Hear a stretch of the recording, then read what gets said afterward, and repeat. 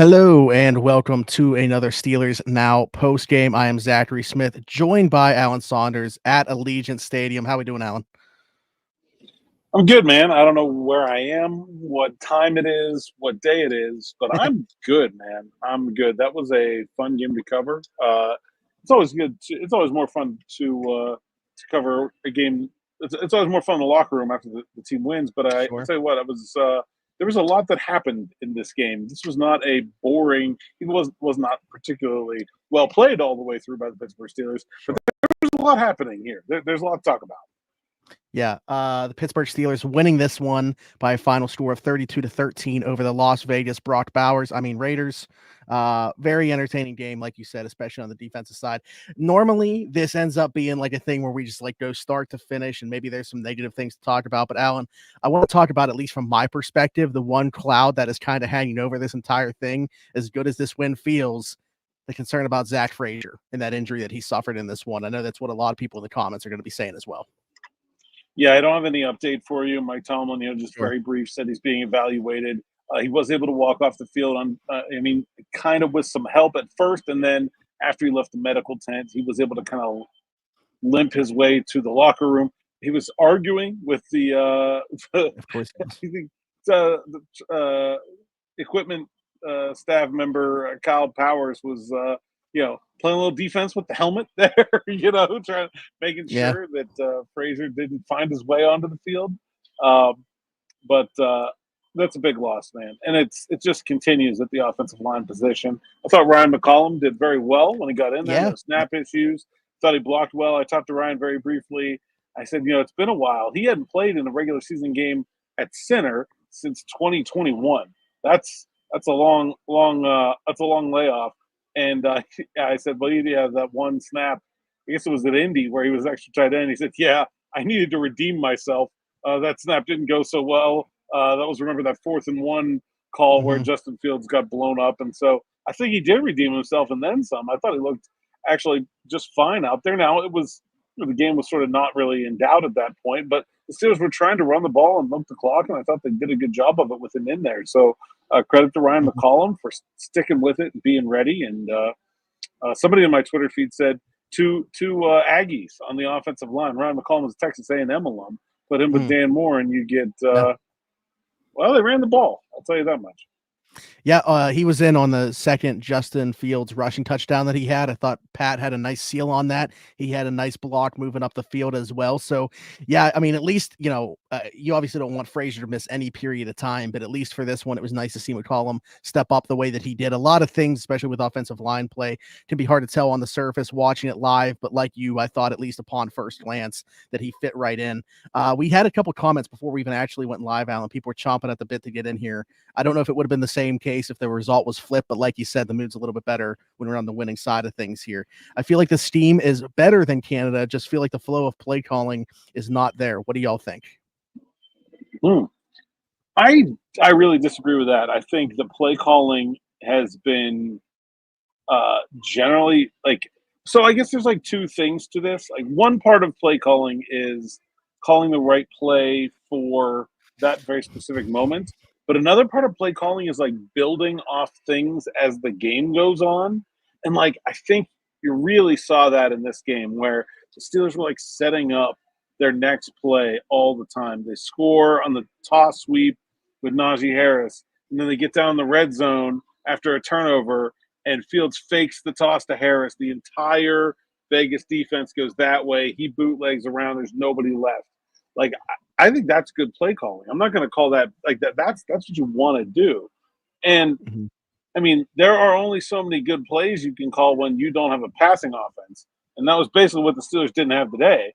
I mean, they really, really struggled to throw the ball.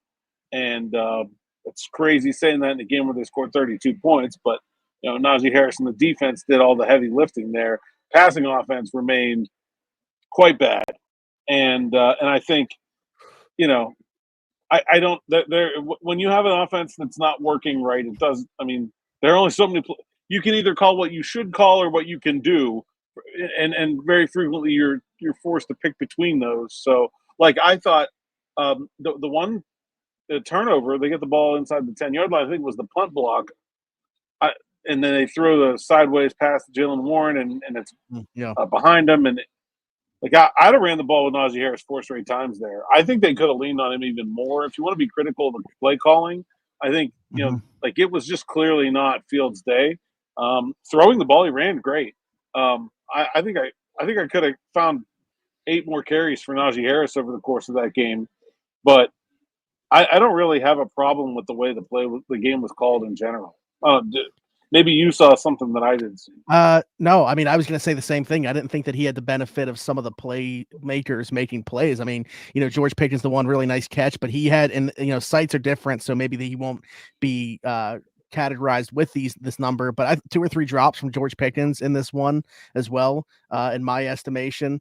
To your point though about Najee Harris, it did feel like one of those days where like a back clearly defined what the role was going to be. Like it was clearly a Najee Harris day because of how effective he was, and I thought was right out of the gate. They were running the ball very well when going to the middle. Again, still struggling to do things when they go with these pitch plays or try to do things on the perimeter, whether it be because of whiffs by the tackles or the blocking that they aren't getting from their receivers, but very clearly they were much more successful early on when trying to run the football up the middle. But from a Najee Harris perspective, I just want to touch on him too, because we brought that name up. One of the more impressive games I thought, at least again off first watch, that he's had in his Steelers career.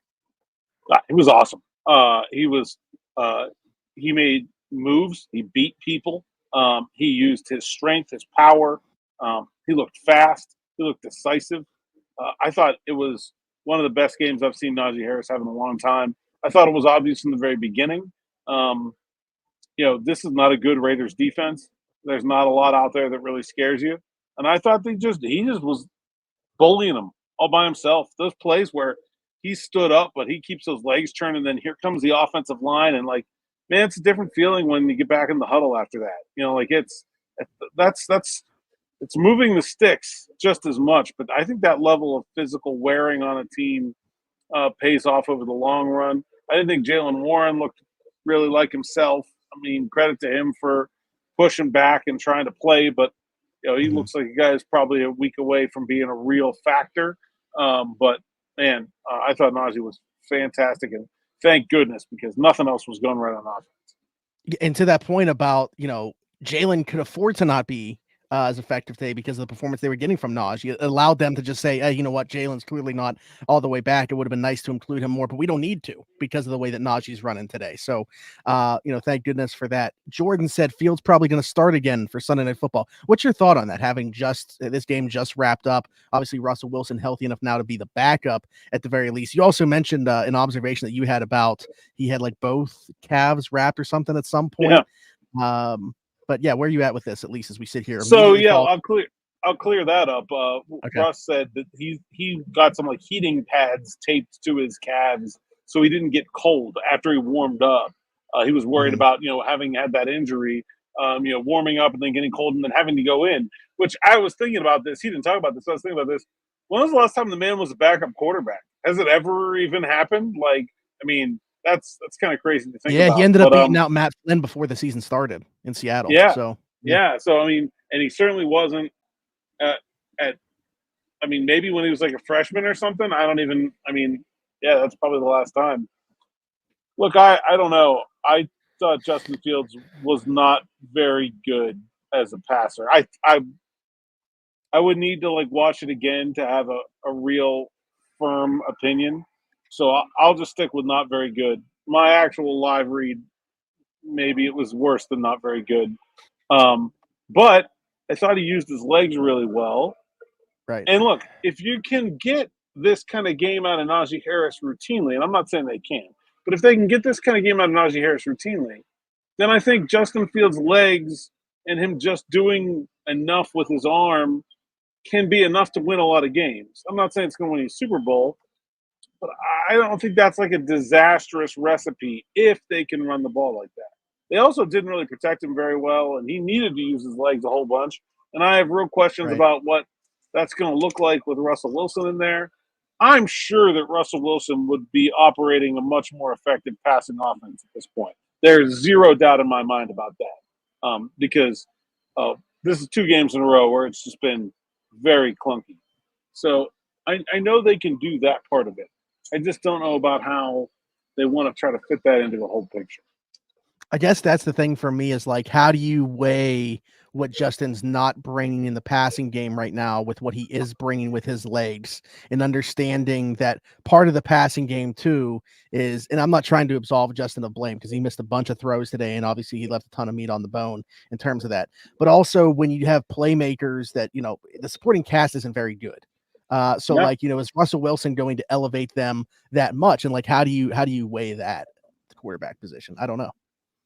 I mean, there are a bunch of guys open today. I don't think we can put this on the supporting cast. There were guys open. I mean, especially all day Calvin long. Austin. I feel like he was running free a ton today. Darnell Washington was basically uncovered the entire day. I think the Raiders thought he was an offensive lineman or something. They never covered him anytime he went in a route, I don't think. So, yeah, I mean, I think I don't think I can put this on the supporting cast. I thought against Dallas it was evident, yes, because they dropped the ball. George was the only one who dropped the ball today. That's the other part of this is that, 6 catches and 15 targets over the last 2 games. That's for George. That's not going to get it done if he's the only guy. I think they need to find a way to find another wide receiver to really have a dynamic passing offense. But there's absolutely zero question in my mind that Russ would be operating a better passing offense than what we've seen these last 2 weeks. I'm not sure exactly how healthy he is, how well he's able to use his legs. And obviously he's not going to be as dynamic as Justin is in the running part of it. But what are we getting? Are we getting 75% of that? Are we getting 50% of that? Are we getting Joe Flacco? I don't think Joe Flacco is getting it done, no matter how well he throws the ball.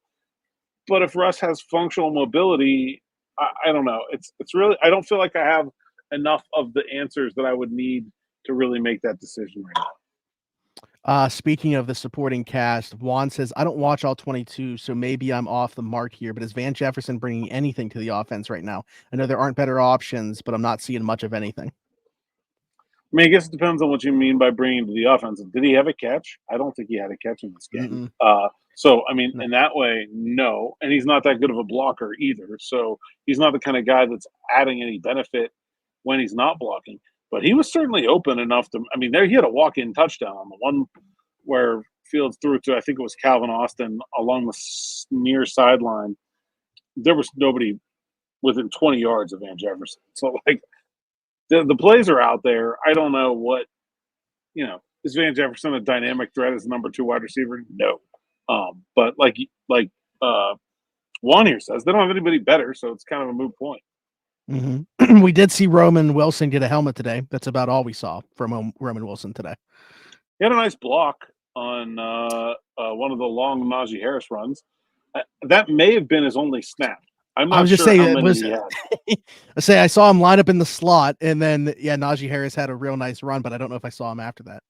And his block did not. I mean, it was well executed, but it ended up he blocked the guy kind of into Najee, because the way Najee kind of kicked the run back to the right. So, yeah, I mean, that's about what I expected. Get his feet wet, start the process. I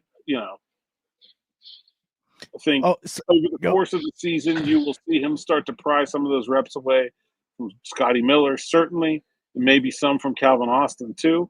But, I think that's a process. Somebody mentioned it in the comments, and I got to ask you about it now because I saw it on Twitter. I have no clue what people are talking about. What was the exchange between you and Najee? You asked him about something. I wouldn't say he called me out. I asked him about his touchdown runs.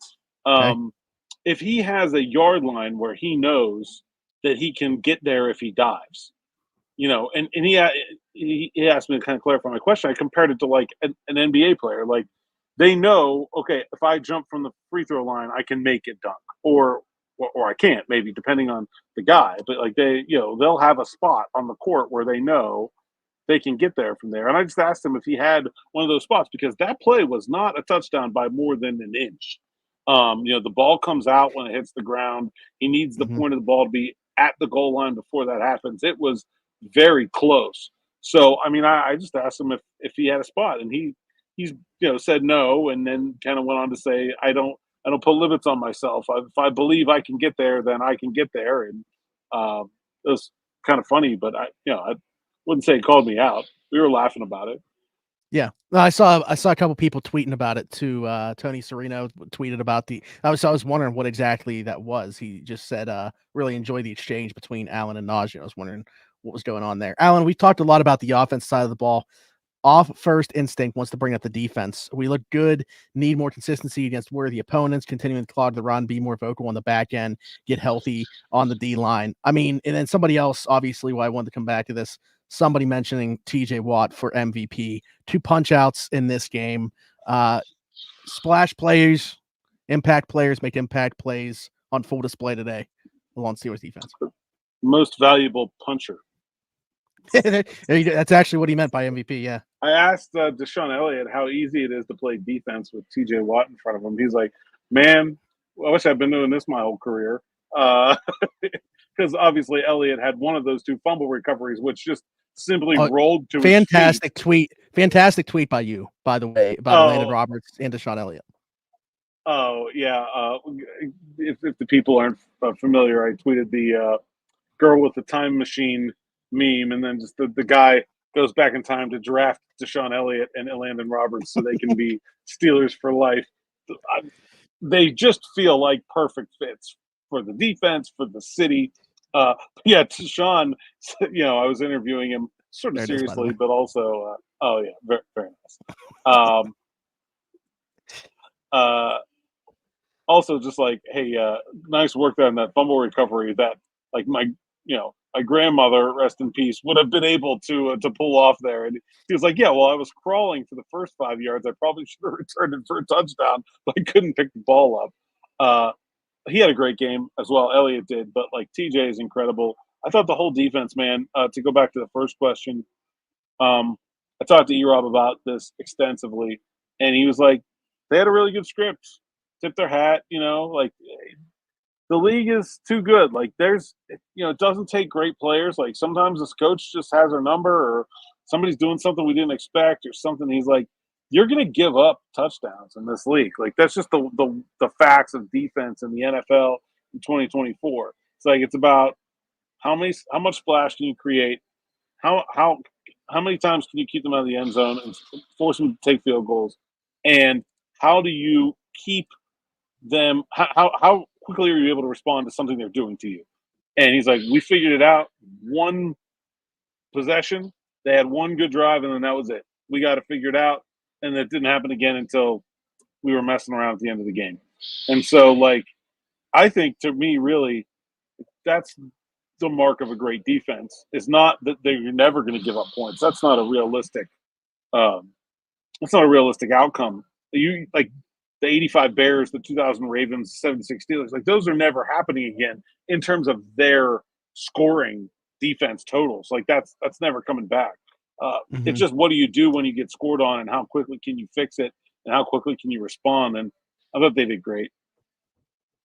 Andrew, sticking with the defense here, how does this team approach adjustments on defense when teams are throwing a lot of zone beaters? Seems like the only time the D is getting beat is when receivers sit in gaps.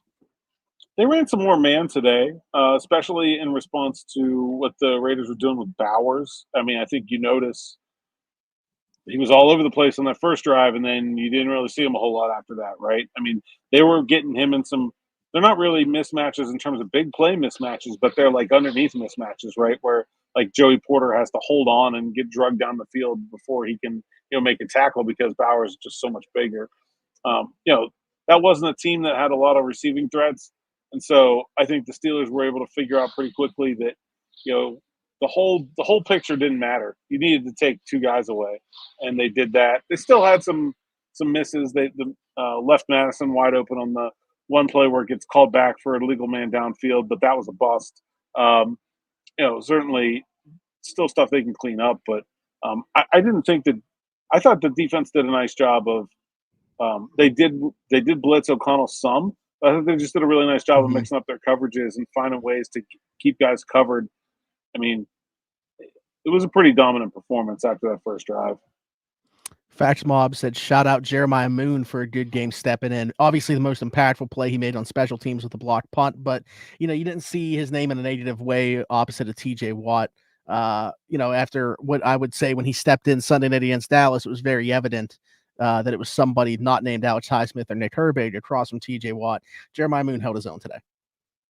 Well, I thought you saw, first of all, like all those run plays where TJ comes on the backside and comes like knifing down the line. Those don't happen if Jeremiah Moon doesn't set the edge, right? If that edge is weak, then the running back doesn't hesitate. He's just all getting time with upfield. Yeah. Right. Yeah. And so like that's like those aren't big looking plays, but those are big plays. There was another one.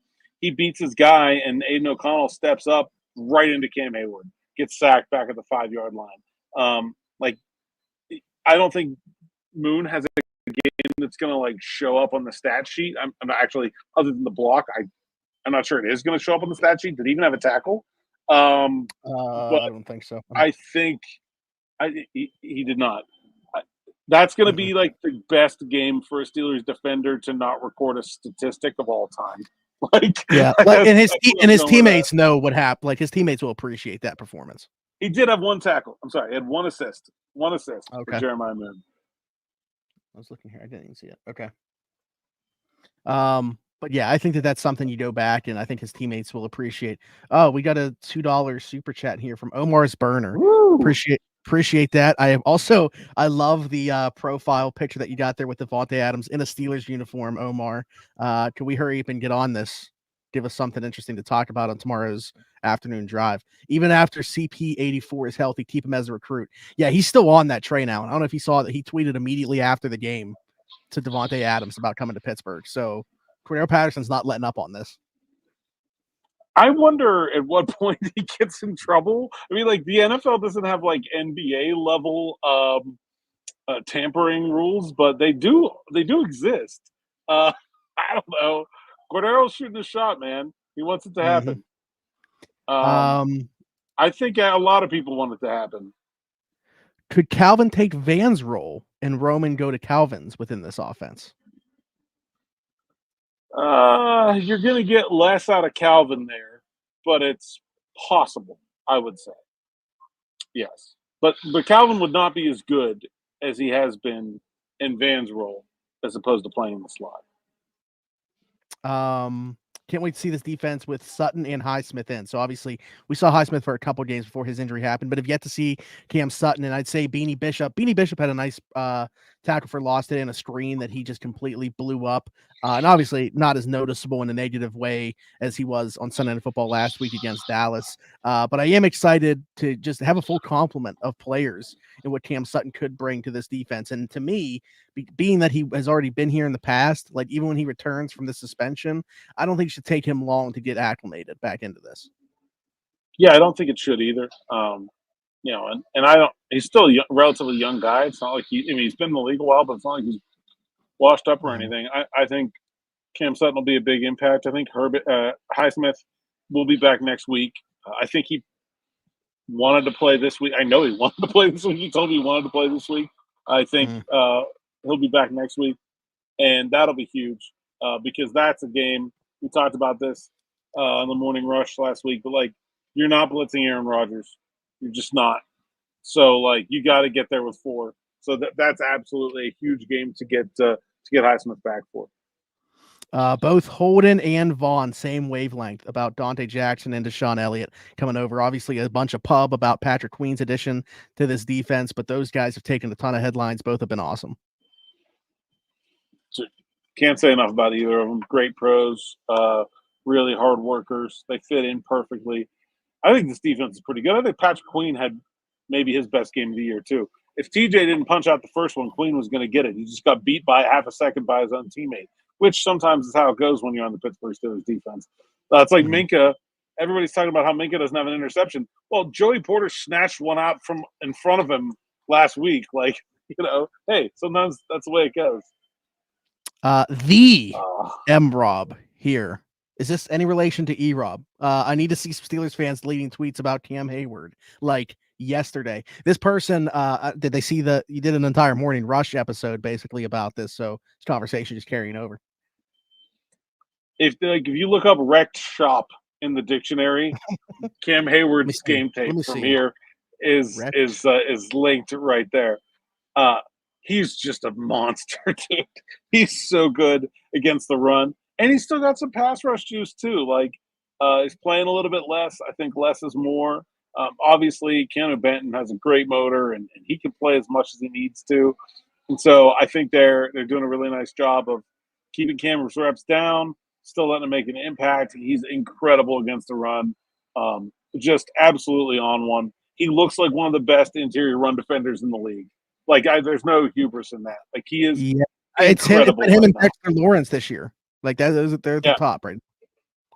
Yeah, I mean he's not getting the sacks, so like I don't know about all pro, but like the run defense off the charts. Absolutely. Yeah, I just Googled Rec Shop. What comes up is an Urban Dictionary definition, and then it takes me to all 22 for Cam Hayward's game on October 13th, 2024 versus the Las Vegas Raiders. Boston's was actually in Vegas. Shout out to Boston. I know he was at the game.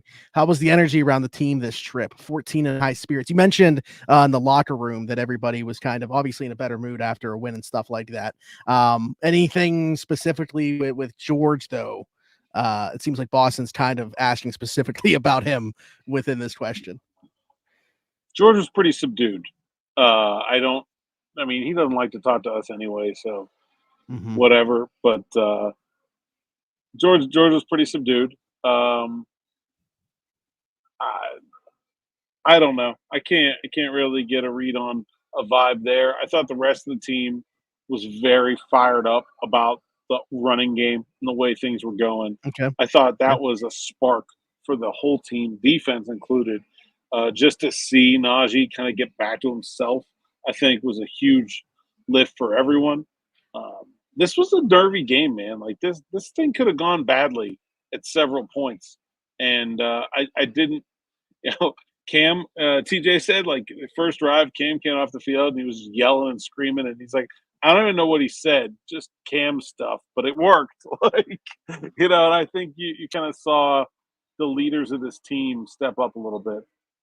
Got another super chats. Of course, we got to get to this one. Appreciate you, Anon. Fields or Russ next week? Does Russ accept QB2? There's something else hidden within that, right? Does Russ accept QB2? We have no clue, how he would respond if Mike Tomlin does come out and say, hey, Justin Fields is the quarterback, not just for this upcoming game, but moving forward. I don't necessarily foresee that happening. But to that point, like if it were to happen, I guess you'd have to question, is Russ willing to do that? Well, I think the first part of this is I would not expect Mike Tomlin to make any decision that goes beyond a week at a time. That's what I'm saying. Yeah, for sure. And I do think that Russell Wilson would accept being a backup quarterback here. That's not to say that if an opportunity came up to be traded somewhere to start that he wouldn't want to take it, but I don't see one of those out there right now. I don't know how bad Derek Carr's injury is. Maybe the Saints would be one, although I thought their young guy played pretty well today. So, there's not a lot of demand for 35-year-old quarterbacks that have to warm their calves to stay loose on the sideline. Like, I don't think that Russ is in any illusion about his situation right now. A $5 super chat here. We'll be at the game next weekend versus the Jets. KG, let me know where the hangout spot is, Smitty, and I need to get a picture with the both of you. What's fun? Alan and I have never even met up before a game, but KG, doesn't happen. Down. I will shoot you a message and let you know where I'm at. I typically pop around to a couple different tailgates and stuff like that. I do need to get better at one thing, though. Actually, we as a show need to get better at one thing because it's been a long time since we even mentioned it. Afternoon rides. How long has it been since we've seen? It's been too long. And we got one, Friday? I was going to say, Tyler Hurley will tweet at us typically if he sees one, and some other people that watch and listen to the show will just tag us if they see a Steelers ride. But it's been a while since we put an emphasis on it. If you really want a picture with me, about pregame intro time on the West Rotunda, I can hop out of the press box there, but shoot me a message, see if I'm around. Just depends on what's going on that day. Other than that, I park, I get right in the building, and I get right out. So I'm not hanging out with the tailgate crowd. Even in Vegas, I asked Alan what he was doing in Vegas. Nothing. He was at the game. In and out. Flew in. Well, I was in LA last night covering Penn State, USC. Yes. I landed in Vegas at midnight. What a game to cover! My hotel room. Awesome game. And Tyler Warren, man, that's a tight end. can't wait to talk to him about him in the draft process. Uh, the Steelers have a scout there, by the way. It's breaking news here on the post game. Got in at midnight, went to sleep, woke up, had a radio hit with Dear Austin Bechtold at 7:30 a.m. local time this morning on the fan, and then wrote some, walked over here, gonna go back to the hotel room, maybe find something to eat, and then my flight's out at like 11 p.m. So red eye home. Morning rush tomorrow will be bleary, but yeah, that's and the world we live in. And you're doing it solo. You do it solo, so you don't got me to like pick up the energy when you're off, or vice versa on days where I'm off. I guess, but looking forward to that for sure. Let's get a couple more before we get out of here. Hate to be this guy, but next week is a big test for the offense, especially since especially the run game. But good win. Sauce versus GP will be must-watch TV. Man, I certainly agree with that. Two guys that play with a ton of emotion. People can get under both of their skins. It's almost like something's got to give here when those two personalities clash. Yeah, I wouldn't be real excited about that one from the Steelers. The Jets are a really good defense. I think that's one of the reasons why they've been still competitive, even though their offense is a mess. I don't know. I guess we'll see how that changes in the post Robert Saleh era. But I think this is an important game. The Giants should be kind of a walkover. If you can get those two, and you get to the bye at 6-2. Mm-hmm. I think that's about as good as what we said they needed to be at. Yeah, with what they got on the back end.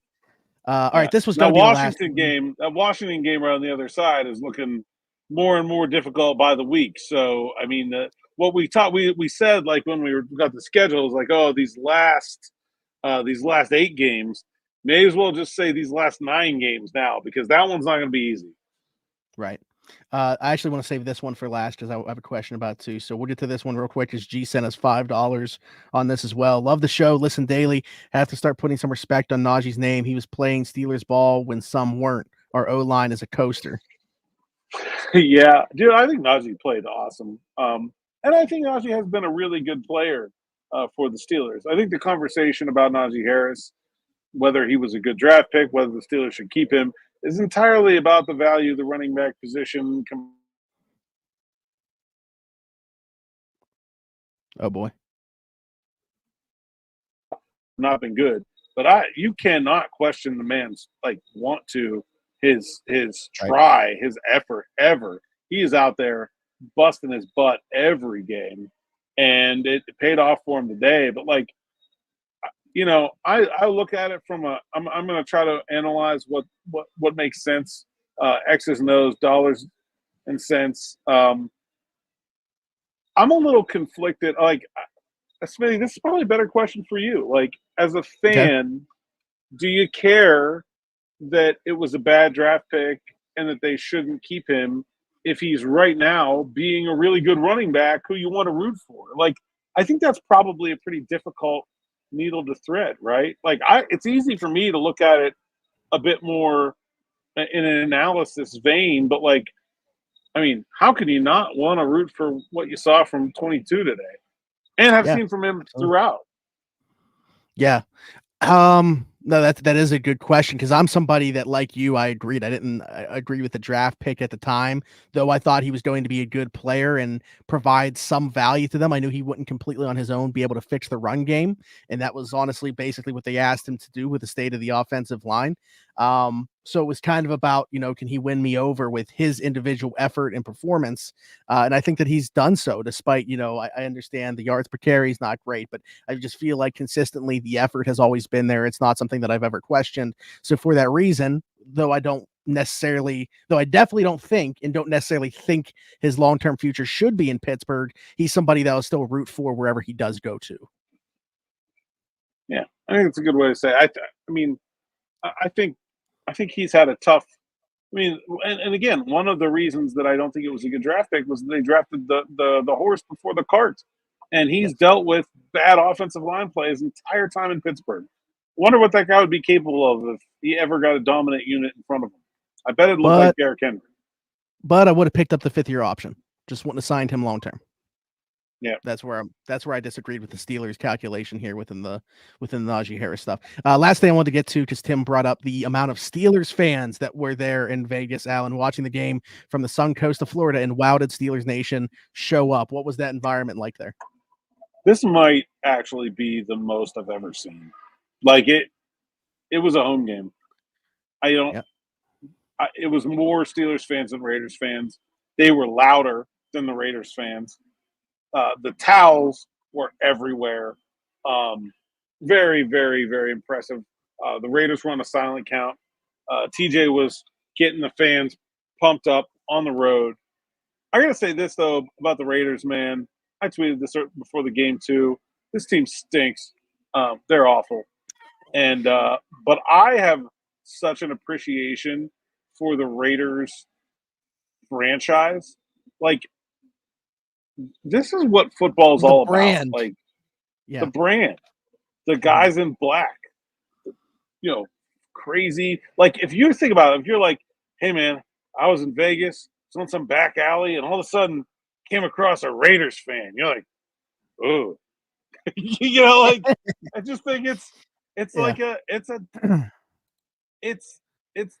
and they're this like itinerant franchise that've been everywhere. It's just like, hey, you've self-selected as like, if you want to be the bad guys, root for the Raiders.